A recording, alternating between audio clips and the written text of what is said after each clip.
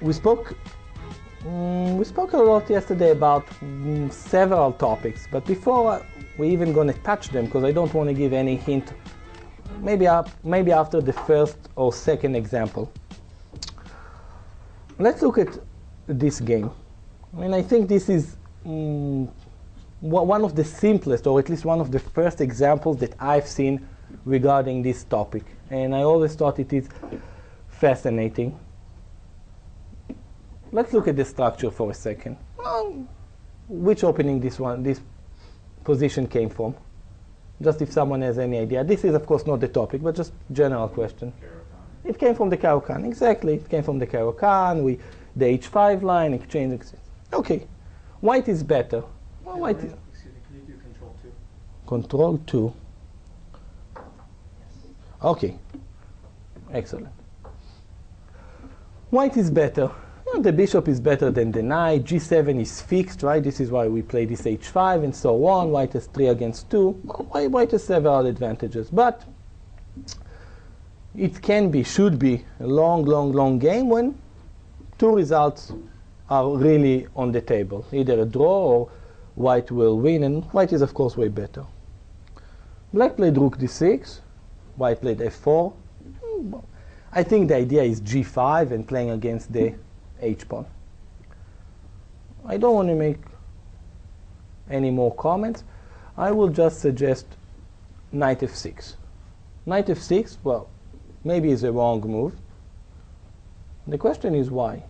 Why would this move be wrong? What should white play here?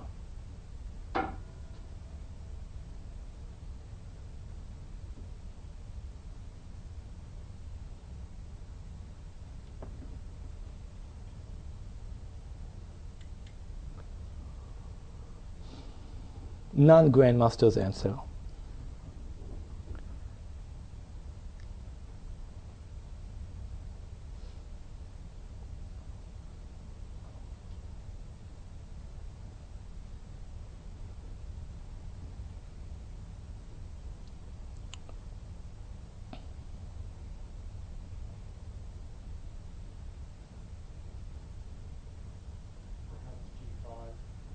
G5. Okay.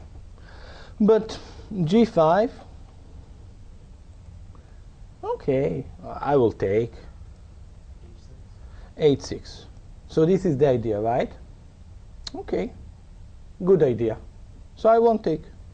So I will take this one. Now what?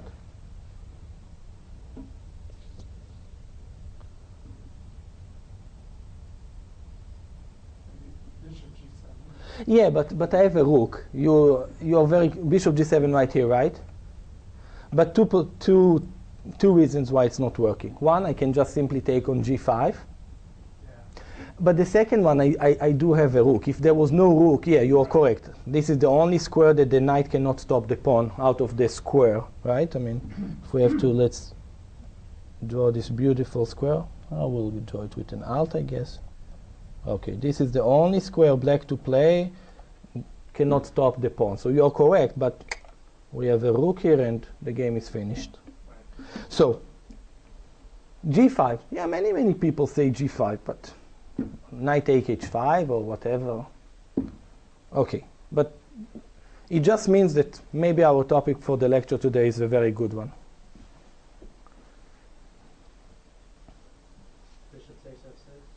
Okay, I will take back, I guess. And then? After F5. that? F5. Okay. I can take. I mean, well, let's see. Take, this move. Okay, I'll take. I don't think black is worse, actually, anymore. I want to play rook f4. Forget about this one, but I want to go here. Maybe white is worse. I don't know. Just looking at it super quickly, I think I take black here. Okay, so not this one.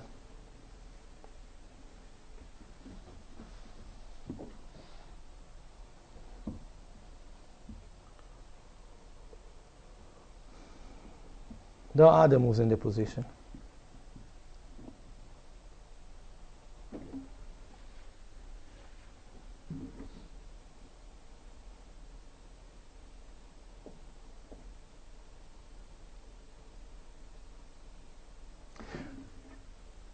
Boss. I don't even know if I'm right. Of course you're right. Of course I'm right. It seems like with the rook on d6, very suspicious because it can't move sideways. So if we take the knight and play rook d1, it looks like we'll get fast pawns on both sides and you'll win. Because g5's coming, and if the king runs all the way over there, it's possible. Just play d4 and win. Black resigned. Yeah, resigned. 1.5 moves. The king in pawn was pretty winning for white. Of course. Of course. The idea is this. You know, I remember I was analyzing with Yermolinsky in one of our ICC, and always, as a habit, always looking for the most forcing lines. It was in an endgames, and you know, and I was very happy when Yermolinsky told me, you know, that's Kasparov's approach. Oh, I said, okay, that's not bad company, but that's everyone's approach. We spoke yesterday about forcing moves, about all the ideas that we want to be able to, well, basically anticipate what will happen without any distractions, right? 1 line, 2 lines. I don't want to look at 30 possibilities every move, right? That's insane. That trillion calculations per second won't even touch the surface. It's nothing. But here, all I needed to know is one thing. Let me look at the most forcing continuation. I take, you take, now I exchange rooks. I don't know if this is winning or not, but I know that I forced elimination of all the pieces. Now, if this is winning, it doesn't matter who is black. It doesn't matter. It can be Carlsen and Anand together with everyone.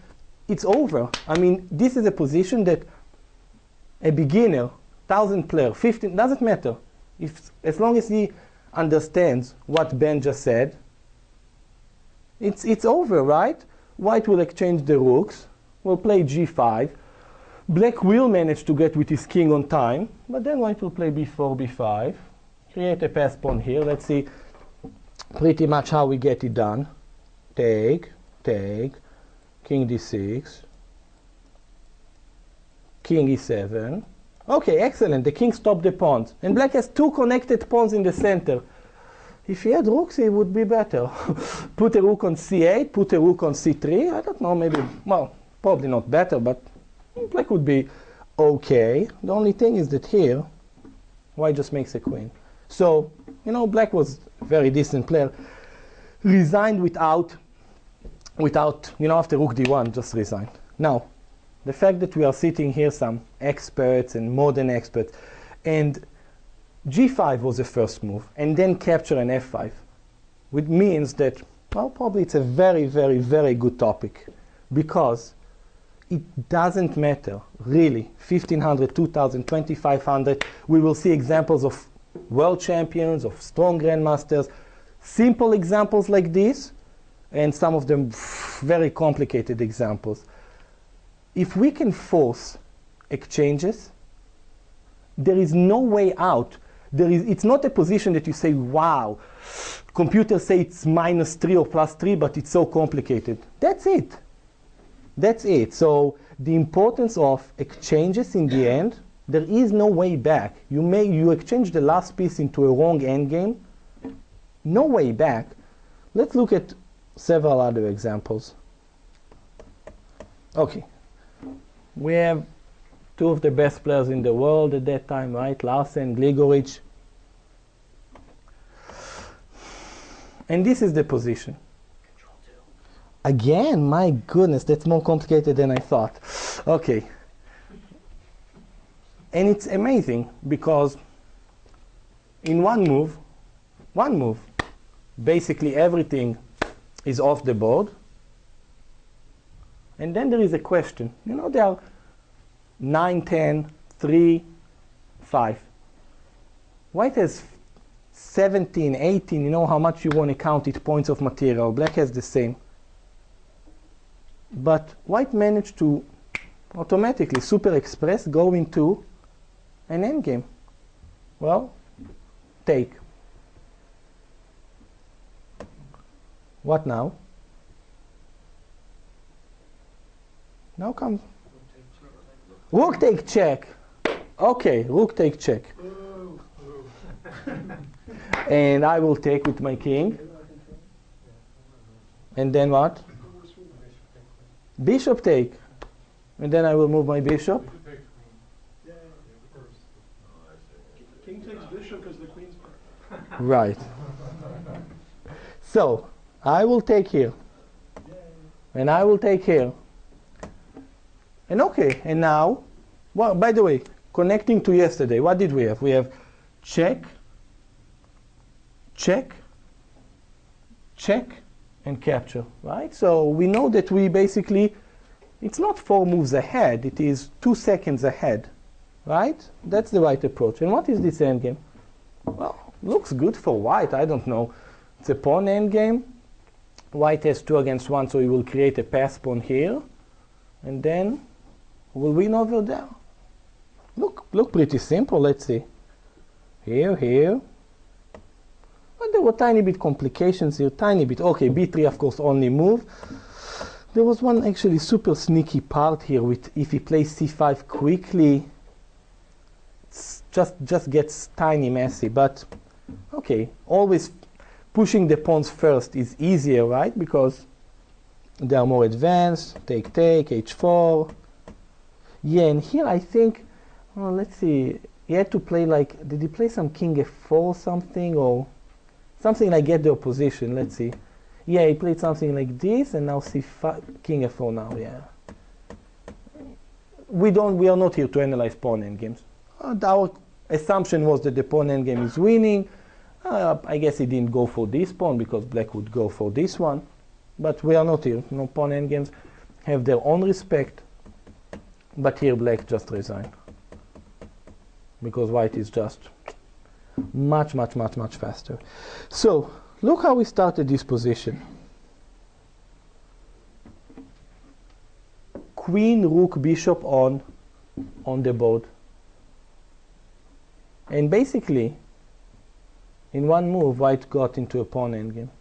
So, when we have the possibility to force exchanges, now not all of them go into winning pawn endgames, right? We have seen, and that's why I put this position exactly after the other. Yeah, those are the most dominant one.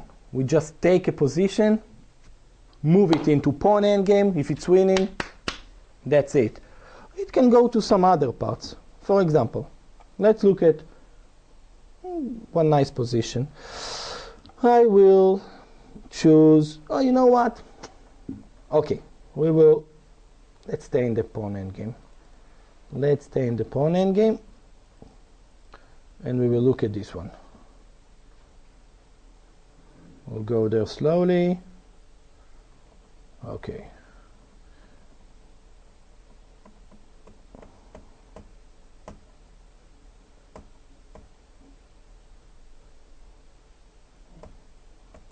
Rook e1. Is this Lombardi Fischer? Exactly, very nice.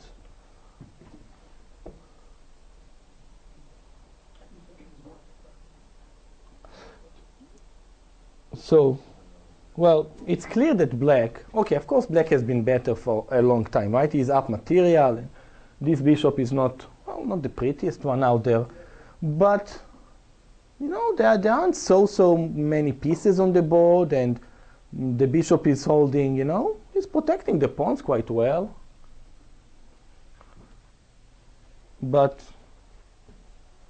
well, why rook e1 is a mistake? Rook c3 followed by rook e5. And why would black be winning this endgame? Then after the king takes on e1, you can play d5, fixing the pawns. No, but b5 anyway would not fix the pawns because the pawn is on b7, right? So, I mean, you mean white will play, oh, you mean black will play b5? Yeah, fixing the queenside pawns.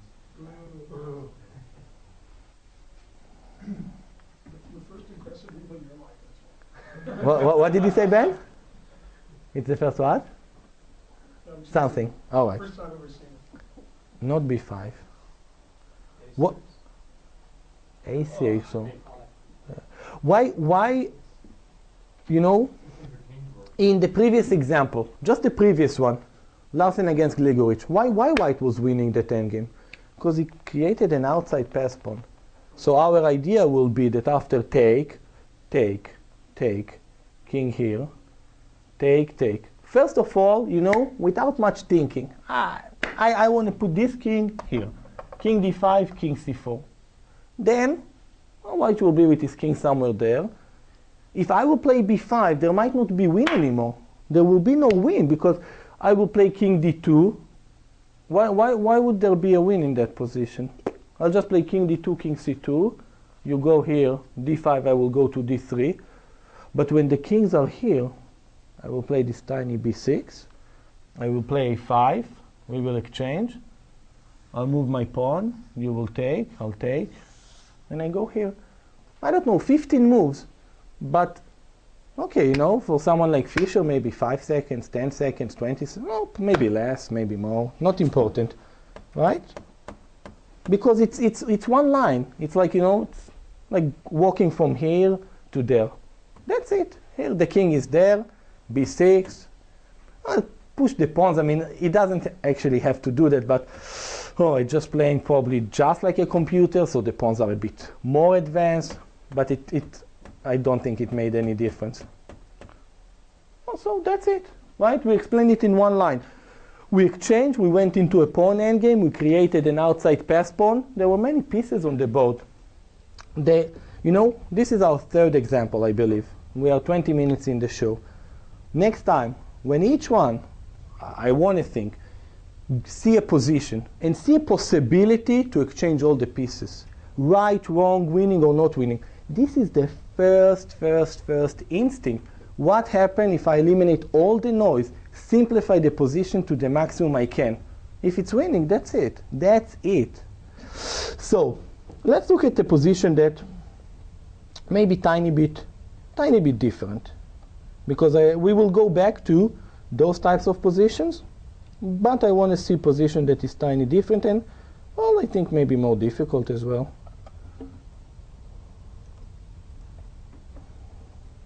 Okay, this is Hubner against Karpov, world champion in 1977 at that time, and Hubner was one of the strongest players in the world, a German player.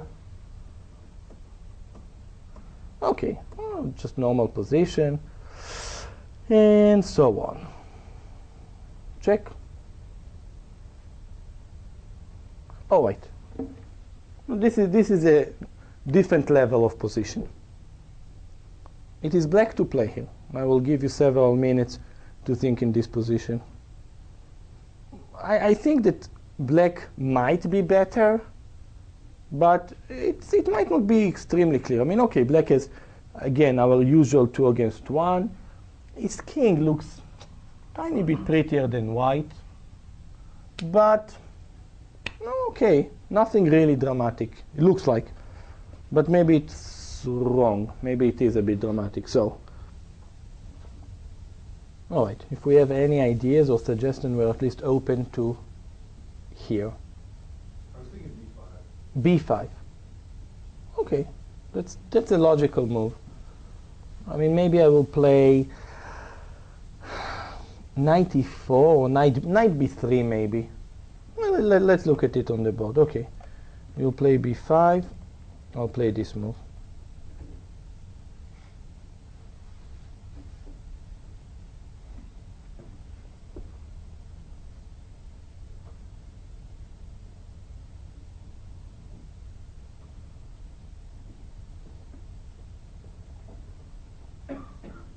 Oh, I mean, I get counterplay, knight on c5, e4. I mean, actually, I'm not so certain about weakening the c5 square at all. Well, it's maybe okay, but I wouldn't like b5. I mean, if we were just having minor pieces, probably b5 is actually a good move, because if they are just minor pieces, then b5 fixes this pawn and so on. But there are rooks on the board and pieces are active. Like e4. Sorry? e4. Or e5 rather. e5 for black. Okay, e5. And wow, okay, e5. Yeah, If e5, I'm not certain what I would play. I mean, maybe I will just play like e4, the knight will move, and then d4. Maybe something like this. I mean, okay, e5 is a decent move. I mean, it is an okay move. But obviously not the one that I'm looking for, and more importantly, not the one that Karpov played. Bishop h6. Bishop h6. Okay, so let's start. So first of all, bishop h6, and again, I will just to drill it in your heads a bit more. Back to yesterday, right? It's a forcing move. It's attacking the knight. So without, first of all, playing it on the board, which moves white should play after bishop h6? Which move? F4. But you cannot play f4 because there is check and take. So f4 is impossible. E3, Why you can't play e3? bishop take, Pawn take, and then take. king moves, and take on f1. And that's quite a lot of material. Okay. So what can you play? D3. Yes. Rook F. D1. Rook f d1. Okay. So So we are here, and you play rook f d1. Okay. I will take. Good move. Bishop takes, you need to play. And then I will play something powerful that I don't know yet, but I will find something. Knight c3. Knight c3, maybe rook e1. Yeah, rook c8 maybe. Then white actually has one move not to resign. Rook c8, white has one move not to resign. He has to play knight b3. We can look at that. In the game e3 was played, we are suggesting this move. Yeah, maybe this is a better possibility. Take. I mean, the question is white surviving here or not? It's actually not clear. It's not clear because I can, for example, play. Let's start with knight c3. This move again. I'm following absolutely the most forcing moves I can see. Knight a2. So now you can play e3. But if e3, you're going to have a big problem, I think. I'm going to play rook c8. If knight b3, I think I'm winning a piece here. And if bishop b2, I don't think it is much different, right? I'm going to play here, here, and here. So there is a little bit problema with this move e3. And if knight b3, okay, minimum I think I can take, rook here, and win this pawn. Or maybe I'm not going to win it immediately. Maybe you have knight b3. And if rook c3, rook b1, maybe I'm not winning the pawn immediately. But probably I will be winning it. Something like rook c2 and rook a2. I think this is tough for black. For white, sorry. Not easy how to defend the pawn there. Again, king f1 and rook a2, you have rook a1. But okay. It's very, I mean, I'm trying to see by force if black can absolutely win this one. Maybe something like this. But this is okay, less clear than I wanted to get it. I mean, maybe big advantage for black, but less clear than I wanted. Just want to see if I have anything better here. Well, maybe not. We played here a knight to b3. Take. Rook c1, knight here. Oh, I'm sorry? Yeah, maybe rook c2 immediately, right? So we will attack this one, and then rook b2 and rook a2. It looks like white should lose this pawn somehow. To where? The target pieces. Yeah, but why do I want the bishop there? I mean, it will be blocking the rook. Actually, if I want to move the bishop, I will be thinking to move it here, and then rook a2, or first kick the knight. I mean, this is probably advantage slash big advantage for black, one of those lines. Maybe there's even something better. Somehow I feel there might be something even more. Let's look for a second at rook c8. So rook c8 has a forced threat, right? We want to take and basically win. e3 now totally loses the game, right? I mean, that's nothing to discuss. So knight b3 is our only move to play. I mean,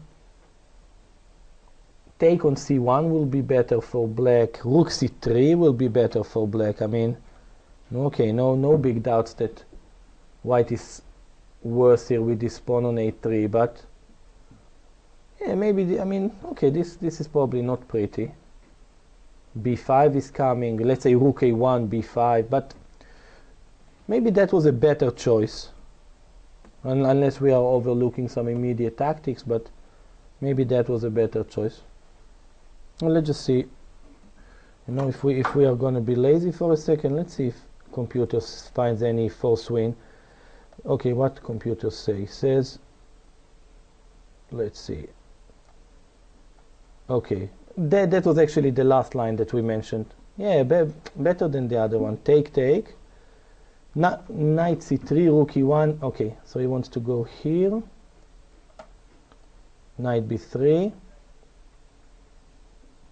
Yeah, he wants just to go rook c3. Actually, he gives it 6/10, half a pawn better, but not enough. He wants to go to the endgame. Okay, because the a pawn won't be defended. This was also one assumption that we had. Just go to the endgame, that a pawn. Okay, so this is not dramatically saving black, but it's clear that it's bad position either way. So e3 was played, and now we already know, right, that from a position that looks complicated, a lot of pieces on the board, everything disappears suddenly. The problem is that rook c2 is winning. This is the big difficulty. If white could keep somehow the rook, he would always get counterplay. If you eliminate the rook, let's say you have a rook fighting against two minor pieces and you have some pawns. If you eliminate the rook, no chance for counterplay. Knight take is forced because rook take rook c2. Okay, that's over. I mean, okay, he just went for the a pawn. Not dramatically much to see. I mean, okay, went on and won the game. Maybe there was even a better way to play for black. That's not so our job here to decide exactly how he should have played, but that's how the game finished. But it's another position that out of nowhere black managed to force a lot of exchanges basically into a dramatically favorable position. Another example of Karpov, and this is tricky, I'm telling you. I put it exactly, I want to show that position exactly after the previous one. Another example of Karpov, and this time against Susonko. Let's get back into our rotation, and we will get into our training mode, and we will do the most difficult part of the evening, the control 2. We'll be ready to go. Alrighty.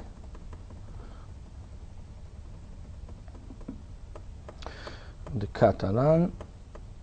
Okay. Alrighty, beautiful.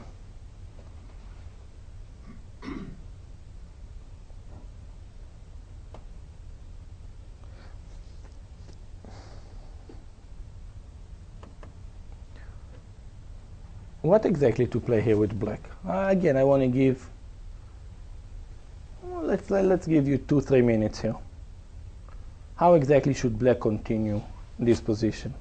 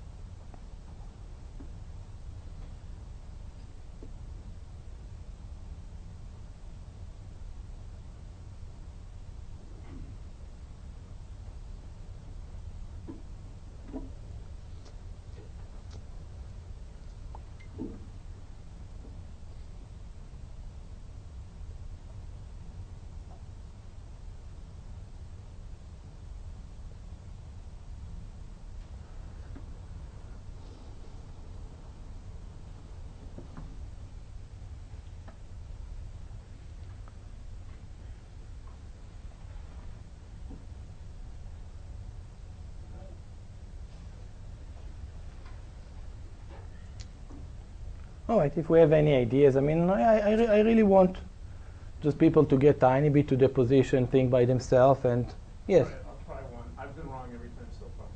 Bishop CA with the idea of A5 and then bishop to come to A6 and attack the knight if it goes to D3 or whatever. You're not wrong anymore.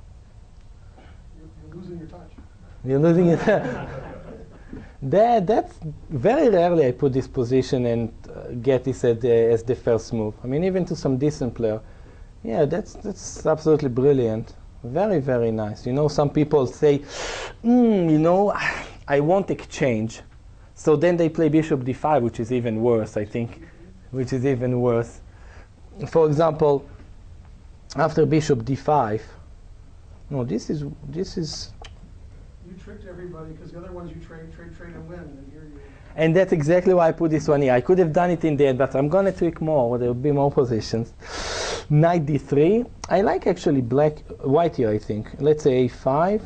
Bring the king. I mean, at some point I thought that this is big advantage, but not that easy. And I thought I can play knight f4 and force the pawn to move. But let's say this is, I feel maybe in white's advantage if I get d4. If I get, white's dream position is this.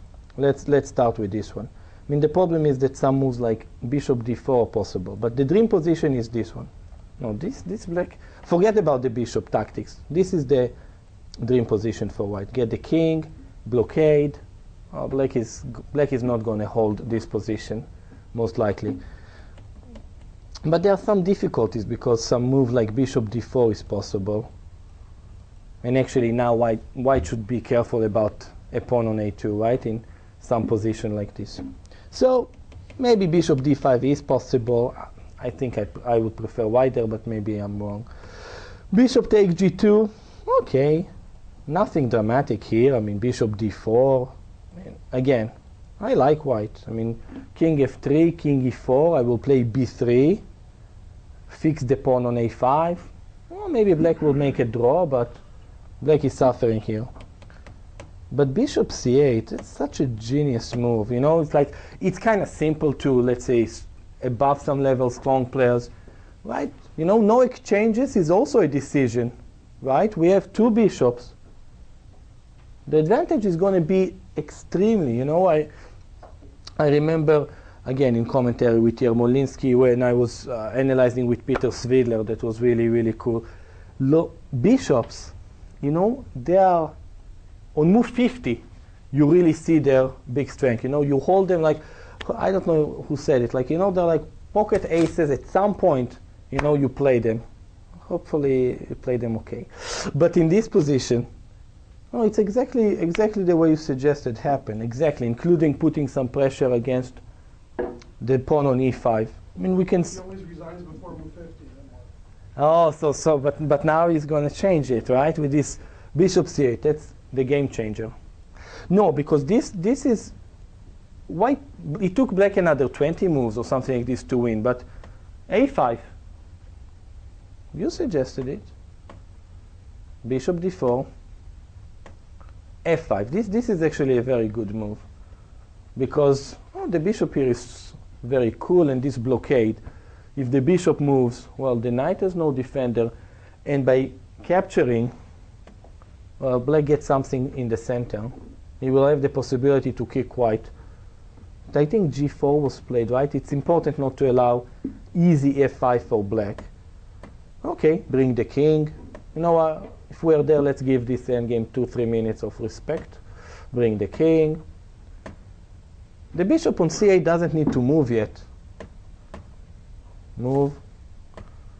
Okay, I don't know if this endgame is winning or not.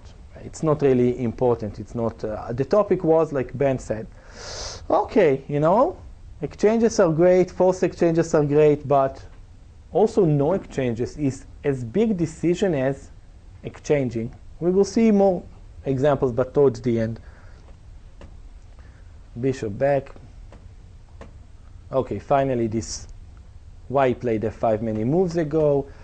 Okay, and now it's become quite clear that if the knight cannot stay on d3, white will not be able to hold the position because black is just going to bring his king. I think he resigned here, but why did he resign here? Let's see. Bishop D3 to B1. Bishop d3 and to b1 is one possibility. Yeah, there are some in some positions. I remember there are also knight e3 some tricks with f4 and pinning in, but bishop d3 b1 is the easiest possibility. I just wanted to be certain that indeed he resigned here. Yes. Okay. So in this position it was winning by no exchanges. Okay. Now let's look at much more complicated positions. This line is amazing because it's a game that Karpov lost in 15-16 moves to Anderson in a rapid game, and it was all played in this position. I think that if I remember here knight a5 was played and Karpov's game was knight b4. You know, we will take 5-10 minutes pause from this just to show something super duper cool. So let's see, this is played from one of the greatest tournament that was played. It's the Candidates Tournament in Zurich in 1953. All right, they played this Boleslavsky against Kotov from Think Like a Grandmaster Kotov. All right, and this line, by the way, I don't think is so cool for black, just in principle too. I played this line actually with black, the Queen's Gambit exchange, which is an interesting line, but to take quickly and allow rook coming to d1, I don't think this is such a cool line. Okay, this position. If I'm not mistaken, knight a5 was played. Karpov game, knight b4 was played. Now, what should white play here? Again, I know it is 5 minutes off the main topic, but it's worth it. So, I want to see some hands and some ideas how to play with white.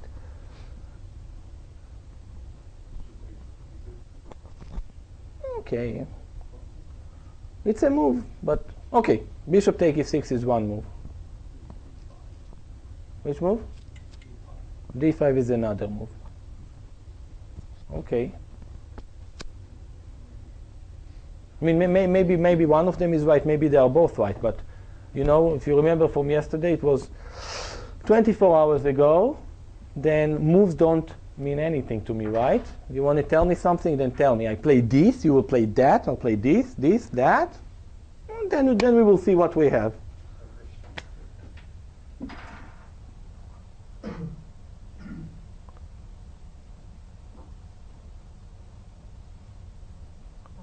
Bishop e6, f6, queen e6, rook f7, knight e5. Okay, bishop d5.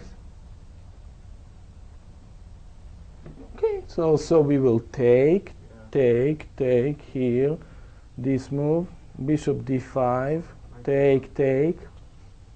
Well, black is okay there. I mean, you get rook and 2 pawns, but I get mighty blockade, and I don't know, maybe white's, no, probably black should be really okay in that position. Black will be okay after bishop d5. Actually, maybe I cannot play bishop d5. I'm sorry. Take. If bishop d5, you take. Bishop d5 not working because knight take f7. So I will have to play queen f8. Sorry. If take, I take here first. That's what I will play. No, because the other line is just not working for black. I take on f3, I think. If take on f3. What about d5? d5? Okay, what about it? Knight takes d5. Black controls this square. Let's see how many times. 1, 2, 3, 4, 5. So 5 times I have, or black, have defenders there. So d5, okay. Exploit the bishop on d7. Yeah. That's true. Yeah, the game is over. It's amazing, over after d5. It's unbelievable.